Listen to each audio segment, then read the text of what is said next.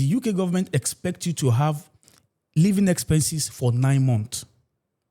So if you're living in London, it means you'll be showing a living expenses of £13,761. And if you're living outside London, you'll be showing the living expenses of £10,539.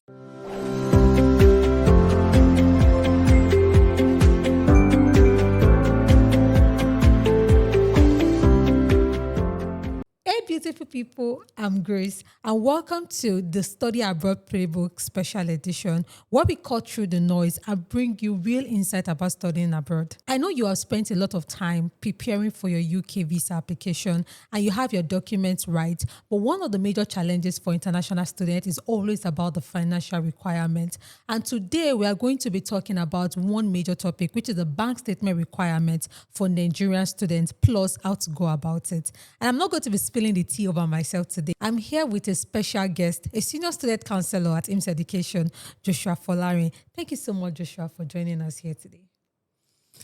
Thank you, Grace, for having me. It's a pleasure being here. Let's start from the beginning.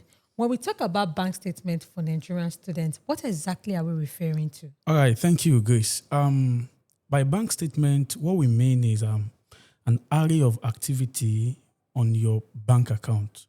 You know, by activity, we mean inflow and outflow on your bank account. And this activity must be within the stipulated 28 days for the said applicant. Now the 28 days. I know a lot of our listeners are wondering what the 28 days rule is. Can you explain to us what the 28 days rule is simply? Just break it down to us like simply. Okay, to put it simple, the 28 days requirement is what the UKVI, we mean the UK Visa and Immigration, specifically requires from applicant applying for visa to come study in the UK. It's a little bit different. The requirement is a little bit different for other countries, so you shouldn't use that as a blanket requirement for traveling out.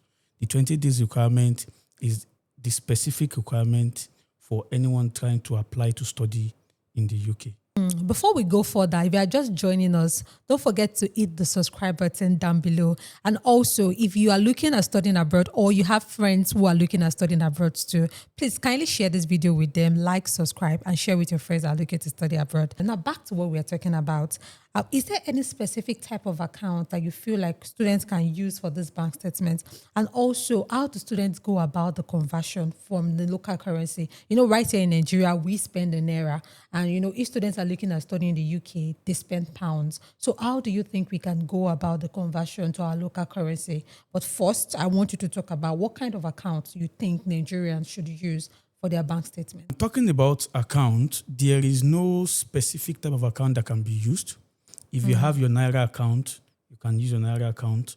We've seen instances where students use their domiciliary account if they have any. So far the account is for you or for those who can stand in as guidance for you. I mean, either your parent or your... Like a sponsor. Or a sponsor, exactly. Or your spouse, as the case may be. So there's no specific account that is expected of you to use. So sometimes Nigerian students have a fixed deposit account, or I have maybe a mutual account or an agricultural investment account. Do those kind of accounts also count? Can students also use those kind of accounts? Okay, for investment account, it is not widely accepted. So it is not generally advised you use investment account. So it is to be on the safe side. The generally accepted account to use is a savings account that is personal to you. So that is the standard actually. So how do students make these conversions from their local currency to if the school is in pounds? How do I now in Nigeria put that kind of money? What conversion rate do you think I should be using, or how do we go about this? Well, talking about conversion rate, the existing rate at the moment is what is used to calculate your proof of fund or the amount that is needed. But then that is where IMS Education comes in. We render this service, we render this support. We give you support, we guide you through all of this to let you know how much exactly is needed and to use the rate at that point, at the moment, to calculate your account, to calculate the money needed to be in your account. So you've heard that right there. I mean, rather than you guessing on the amount that you need, you can just contact IMS Education. And from what Joshua said, there are trusted people on ground who would do the financial calculations for you. And I'm telling you, this is going to save you from a lot of trouble because, I mean, recent times, students get in trouble with all these little things. And sometimes all these things matter when students are submitting their applications. Little things like the bank statement, the amount. I mean, I've heard a story of a student who was just about very little amount when they submitted their bank statement and there was a fluctuation. Trust in it, like our Naira. The students got a refusal based on the student did not have enough funds. And this kind of thing is such a very sad story for students. And I think that's one of the things students should know, that the rates are not fixed. There are no exact fixed rates. And that is why you need to contact IMS Education, as Joshua said, to put you through the process. So going to the next question, tell us, how can someone get an official bank statement from their Nigerian bank? Getting your bank statement, the expected way you should get it is from your bank. Go to your bank, request for your bank statement within the stipulated period of time that the money has been there. But then, some banks, we are in the digital era. Some banks have really made this easy, such a way that you can simply print from your bank app. And, the statement is on the bank's letterheaded paper. All of the pages are signed, stamped, and dated. So it depends. I think it depends largely on the bank you use and how they operate.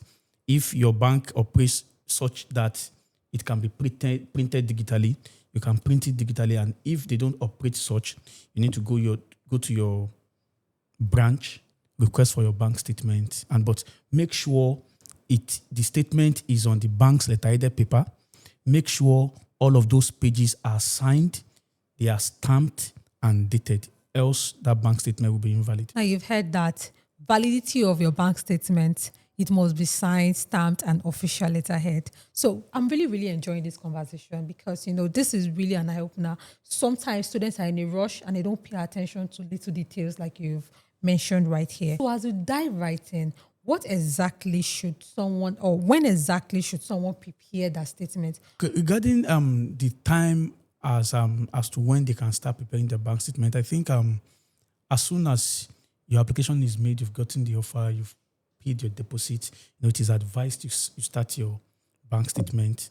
The moment you've paid your deposit, start a bank statement so that you can buy time for the 28 days period that is needed.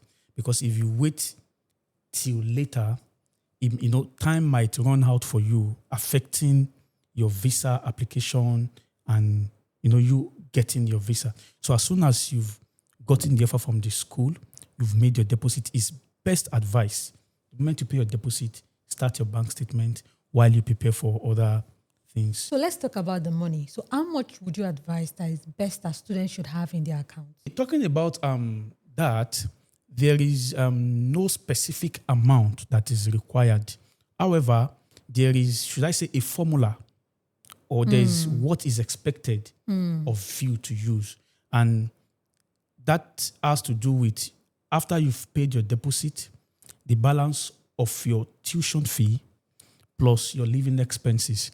So, the UK government, they've made it easy for travelers such that they've calculated what your living expenses will be per month, depending on the city you are living. So if you're in London, it is expected that in a month, your expenses will be £1,529.